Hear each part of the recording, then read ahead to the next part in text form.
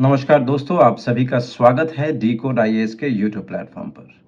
दोस्तों, last video में मैंने एक यूपीएससी के 2023 में मेंस के एग्ज़ाम में जो ऐसे आया था, मैं आप लोगों के सामने उसको शेयर किया था। मैंने बताया था कि अगर मैं लिख रहा होता तो कैसे लिख रहा होता। तो मैंने एक पूरा का पूरा डिस्क्रिप्शन लाइव दिखवाया था आप सबको कि ये कैसे एक ऐसे को एड्रेस करते हैं।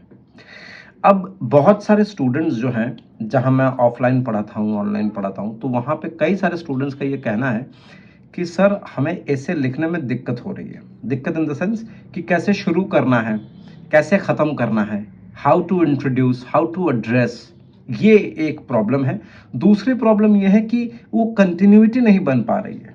जैसे मान लेते हैं पहला पैराग्राफ हमने कुछ लिखा, तो दूसरा पैराग्राफ पहले पैराग्राफ के कंटिन्यूटी में होनी चाहिए। पढ़ते वक्त पता चल जाना चाहिए इन्विजिलेटर को या जो पेपर चेक कर रहा है कि इसके बाद ऑटोमेटिकली यही फॉलो ऑन होना है। ये कैसे करेंगे? देखिए, मेरे हिसाब से अगर किसी को डायरी लिखने की आदत है या कोई हमेशा बहुत लिखने में बिलीव करता है, लिखता है या लिखती है, जो भी, उनके लिए ये चीज़ बड़ा आसान है। मतलब अगर आप डेली बेसिस पे डायरी लिखने के आदी हैं तो आपको ये बहुत बड़ी मेजर प्रॉब्लम नहीं होगी। लेकिन जो लोग बिल्कुल भी लिखने के आदी नहीं हैं, उनके लिए मैं ये सजेशन दूंगा कि आप जितना ज़्यादा हो सके न्यूज़पेपर को पढ़ें। क्योंकि न्यूज़पेपर्स को, एडिटोरियल्स को पढ़ने से क्या होगा कि आपके जहन में ये चीज़ क्लियर हो जाएगी कि लिखते कैसे हैं, वो कंटिन्यूटी आती कैसी है, और उसके बाद आपको डेली बेसिस पे लिखना है। चाहे वो 100 वर्ड्स का ही क्यों ना हो, आप डेली बेसिस पे 100 वर्ड्स के बारे में, 100 वर्ड्स पे किसी ना किसी टॉपिक के बारे में लिखिए, बिकॉज दैट इज इंपॉर्टेंट।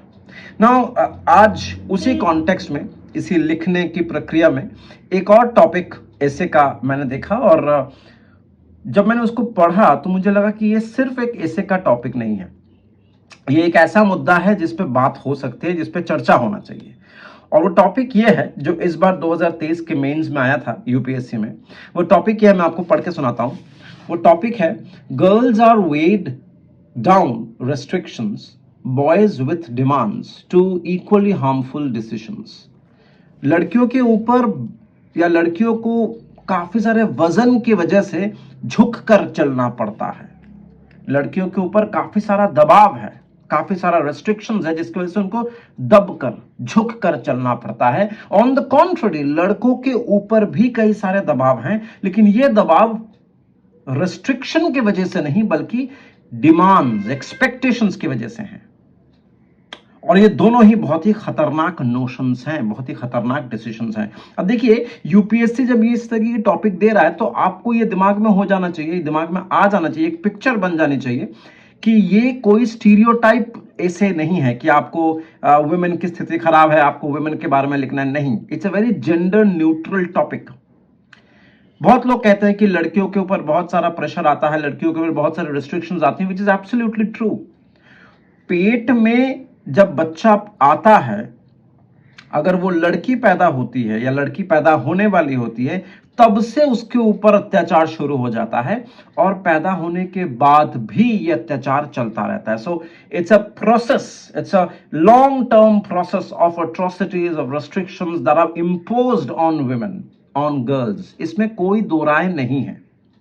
लेकिन ये जो डिस्कशन है about this kind of discrimination, मेरे हिसाब से ये आज के तारीख में, आज के कॉन्टेक्स्ट में थोड़ा लॉप साइडेड है, वन साइडेड है। क्यों? क्योंकि there are lot of restrictions on men as well. हमारे लड़कों के ऊपर भी बहुत सारी प्रॉब्लम्स हैं, और वो प्रॉब्लम मेनली ये है कि समाज लड़कों से बहुत कुछ एक्सपेक्ट करता है, फैमिली बहुत कुछ डिमांड करती है। अब ये दोनों, restrictions on women and demands on main, ये दोनों ही इक्वली हार्मफुल हैं for both the genders, for both the sexes. And अगर हम ओवरऑल देखें तो ये नेशन या नेशनल डेवलपमेंट के लिए भी हानिकारक है। This is the main agenda behind asking such a topic in essay. अब इसको लिखेंगे कैसे? मैंने एक चार्ट बनाता हूं, मैं जब भी लिखता हूं ना, मैं एक चार्ट बनाता हूं, एक ट्री बनाता हूं, एक फ्लो चार्ट जैसा, तो मेरे दिमाग में आ जाता है कि मैं इन टॉपिक्स को लिखने वाला हूं इस पर्टिकुलर टॉपिक में। जैसे हम पहले इंट्रोड्यूस करेंगे नेचुरली, फिर हम लोग इस ऐसे को डिकोड करेंगे, we will address the issue, then we will break the issue into two parts. One, as to the restrictions on women and उसके consequences. Similarly, the societal demands जो कि लड़कों के ऊपर होता है, जो कि एक और नेगेटिव इंपैक्ट और कॉन्सिक्वेंसेस आती हैं. सो ये हमने कर लिया दो डिमार्केशंस. उसके बाद हम कहेंगे कि इसके पीछे का वजह क्या है, why this stereotyping is being continuous still persist in the society today. उसके बाद देखेंगे इसके मल्टीपल डायमेंशंस क्या क्या हो सकती हैं, multiple dimensions of restrictions of the harmful impact. अंत में देखेंगे कि क्या किया जा सकता है इस समस्या को रोकने के लिए. तो शुरू करते हैं इंट्रोडक्शन से. इंट्रोडक्शन में आप लिख सकते हैं कि जो भारत है उसकी जो इसको जो अगर हम कोई विजुअलाइज करें, कोई इमेजिन करें, इंडिया ये भारत ये क्या है, ये एक ऐसा मुल्क है जिसकी एक कंटिन्यूटी में हिस्ट्री है. इसकी हिस्ट्री कभी ब्रेक नहीं हुई है. It's a long continuity in the history. इसकी एक बहुत बड़ी कल्चरल हेरिटेज है. इसका एक बहुत बड़ा हिस्टोरिकल वैल्यू है. और इन तमाम कल्चरल हिस्टोरिकल वैल्यूज के साथ साथ जो चीज पैरेलली चल रही है भारत के अंदर, वो है कि there is a space for gender disparity. और ऋग्वेदिक पीरियड से भी अगर आप शुरू करते हैं तो भी थ्रू आउट द सेंचुरीज आपको ये चीज दिखेगा that we are carrying a gender disparity in the history parallelly. अब इसके बाद ये जो एक्सपेक्टेशंस और रिस्ट्रिक्शंस का जो खेल है ये बहुत ही इंट्रिकेट है. So there is a intricate web of expectations that is placed over both the genders based on the gender roles. ये भी इंट्रोडक्शन में लिख रहे हैं हम लोग कह सकते हैं कि जो डिस्क्रिप्शंस हैं, ये जो रोल्स हैं जो दोनों जेंडर्स को, दोनों सेक्सेस को दिया जाता है, it is primarily based on the characteristics of a society as to its cultural, social and economical development. कौन से स्टेटस पे है. अगर एक सोसाइटी बहुत ही लो स्टेटा पे है, उसमें ज्यादा इंप्रूवमेंट नहीं हुई है, ज्यादा डेवलपमेंट नहीं हुआ है, both in terms of economy and in terms of philosophy, तो वैसे सोसाइटी में रिस्ट्रिक्शन ज्यादा होंगी, एक्सपेक्टेशन ज्यादा होगा. और ये तमाम रिस्ट्रिक्शंस, तमाम एक्सपेक्टेशन, ये जो इंट्रिकेट वेब ऑफ एक्सपेक्टेशंस हैं from both the sexes, this often leads to a prohibition kind of a thing, or it inhibits, रोकता है एस्पिरेशंस को, रोकता है एजुकेशन को, रोकता है पर्सनल फ्रीडम को, रोकता है पर्सनल ग्रोथ को. और ये दोनों जेंडर्स के साथ होता है. अब ये साइमल्टेनियसली लड़कों के ऊपर जो प्रेशर आता है वो भी ऑन द सोसाइटल डिमांड्स. जैसे हम लोग एक दिमाग में छवि बना लेते हैं कि अगर एक लड़का होगा तो उसके अंदर मैस्कुलिनिटी होनी चाहिए, वो इमोशंस को रिस्ट्रिक्ट करेगा, वो रोएगा नहीं. अब हम लोग सुनते हैं कि तुम मर्द जैसा बनो, तुम मर्द हो, मर्द जैसा रहो. क्या होता है मर्द बनना? मर्द बनना, औरत या वुमेन, मैन, इसका जो डेफिनेशंस हैं ये कौन दे रहा है? इन चीजों को हमने इनिशियली एड्रेस भी कर दिया, डिकोड भी कर दिया, इंट्रोड्यूस भी कर दिया इन आवर टॉपिक. अब इसके बाद हम लोग बात करेंगे दोनों अलग अलग जेंडर्स के ऊपर कि किस तरीके से सोसाइटल रिस्ट्रिक्शंस वुमेन के ऊपर, गर्ल्स के ऊपर हानिकारक है, उसके कॉन्सिक्वेंसेस. और उसके बाद तीसरा पैराग्राफ जो होगा ऑन द बॉडी वो होगी आपकी लड़कों के ऊपर जो जो प्रॉब्लम्स हैं और उसकी जो कॉन्सिक्वेंसेस हैं. तो शुरू करते हैं. अब देखते हैं कि जो ट्रेडिशनल प्रॉब्लम्स है लड़कियों की, वो ये है कि लड़कियों के ऊपर ट्रेडिशनल जेंडर रोल्स और एक्सपेक्टेशंस हैं. जैसे लड़कियां डेलिकेट होंगी, लड़कियां गुस्सा नहीं करेंगी, लड़कियां सिर्फ प्यार देंगी, लड़कियां हमेशा फैमिली और मैरिज और इन सब चीज़ों को अपने पर्सनल इंटरेस्ट से ज़्यादा प्रायोरिटीज देंगी.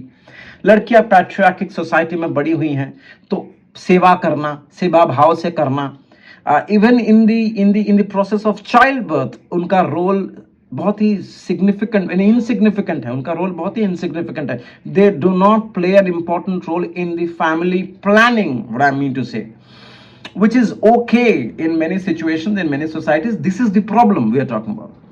करियर की अगर हम बात करें तो नॉर्मली पिंक कॉलर जॉब्स में इनकी पूरा का पूरा जीवन बीत जाता थी. Unpaid work, the family work. उसके बाद अगर वो काम पे जाते भी हैं तो that becomes a double burden. घर भी संभालना पड़ता है, बाहर भी संभालना पड़ता है. और इकोनॉमी में भी अगर आप देखें तो इनकी प्रोपोर्शंस जो हैं, इनकी जो कंट्रीब्यूशंस हैं, ये रिप्रेजेंटेशंस है, वो काफ़ी कम है कंपेयर टू मेन। ट्रेडिशनली ये सिखाया जाता है कि जो मेल डोमिनेटेड काम काज हैं उनसे आप दूर रहिए, stay away from those areas, those fields which are male dominated. इसके अलावा ब्यूटी का एक रिजिड डेफिनेशन है और उनकी एक बिहेवियर को भी एक रिजिडिटी में बांधा हुआ है कि इस तरीके की बिहेवियर हम एक लड़की से एक्सपेक्ट करेंगे। खूबसूरती का एक स्पेसिफिक डेफिनेशन है। तो इस तरीके की जो डिक्टेट्स हैं जो समाज देती हैं, इससे उस लड़की के ऊपर जो मानसिकता में जो चेंज आता है वो ये है कि वो अपने जीवन की प्रायोरिटीज खुद नहीं डिसाइड करती है, उसके ऊपर डिक्टेट किया जाता है कि आप इन चीजों को प्रायोरिटी दो। इसके कॉन्सिक्वेंसेस क्या होता है कि किसी भी लड़की के ऊपर अगर इस तरीके का दबाव आता है तो उसका सेल्फ एक्सप्रेशन कभी दिखता ही नहीं है लोगों को, और इसी वजह से उसका कोई पर्सनल ग्रोथ नहीं होता।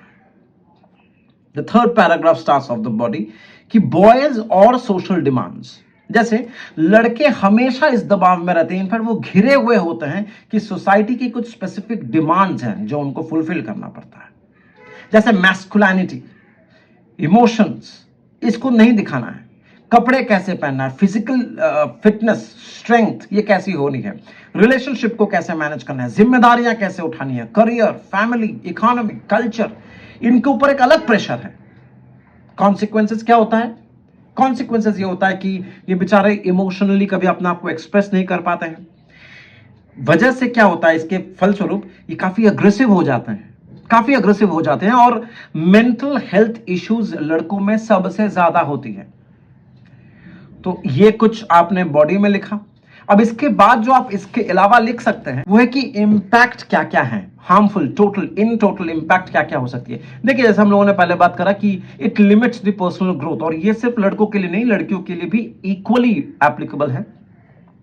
ये रोकती है सोशल प्रोग्रेस को ओवरऑल, ऑब्वियसली, क्योंकि लड़के और लड़की दोनों ही दबाव में, रेस्ट्रिक्शंस में है, तो definitely they are not performing to their best of their abilities, तो ऑब्वियसली सोशल प्रोग्रेस नहीं हो रही है। इसके फलस्वरूप कॉन्सिक्वेंशियली क्या होगा, नेशनल डेवलपमेंट भी नहीं होगी, एक kind of an non inclusive society हम बना रहे हैं। और अगर किसी के दिमाग में यह शंका है कि हम लोग दोनों बायोलॉजिकली डिफरेंसेस हैं, there is a biological limitation, तो बायोलॉजिकल लिमिटेशंस जो है it's not harmful, it is not harmful, biological limitations is not a harmful thing, societal limitations is more harmful. Counter कैसे करेंगे, समस्या को झेलेंगे कैसे, इसको ओवरकम कैसे करेंगे, इससे उभरेंगे कैसे? It's very easy. There are many women who are making bold statements, breaking the stereotypes. आप पुलिसिंग में देख लीजिए, बहुत साल पहले 1972 में Kiran Bedi, she walked into a male dominated service and she did an excellent job.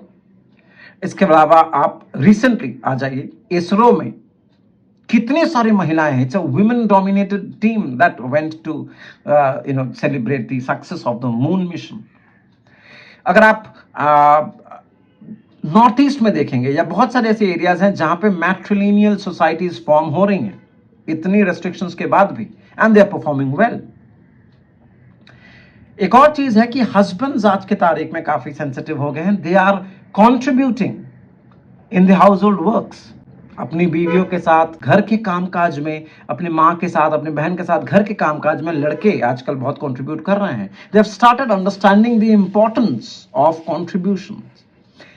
एक जगह पे सिर्फ प्रॉब्लम है कि अगर ये सब चीजें लड़के कर रहे हैं, लड़कियां भी लड़के आगे बढ़ रही हैं, तो कहीं ना कहीं एक एक्स्ट्रा सपोर्ट की जरूरत है लड़कों को भी, जो कहीं ना कहीं आई फील मिस हो जाता है। और वो है कि जब कोई लड़की एक्सपेक्ट करती है कि लड़के उनके साथ खड़े रहें इस लड़ाई में टू ब्रेक दिस स्टीरियोटाइप, तो किसी किसी लड़के में होगा कि भैया उसके अंदर वो मैस्कुलिनिटी नहीं होगी, उसको नहीं अच्छा लगता होगा लड़ाई झगड़ा करना, उसे अच्छा लगता है रोना, वो रो देता है, is a very sensitive man. उस सिचुएशन में अगर कोई लड़की उसे कहती है कि भाई मर्द बनो, that is a problem and that should not be there. इसके साथ आपने कंक्लूड कर दिया। It's a beautiful essay, you can write immense number of examples, लेकिन इसको अगर आपने सही ढंग से लिख लिया तो नो वंडर आप बहुत अच्छा मार्क्स इस पे ले आएंगे।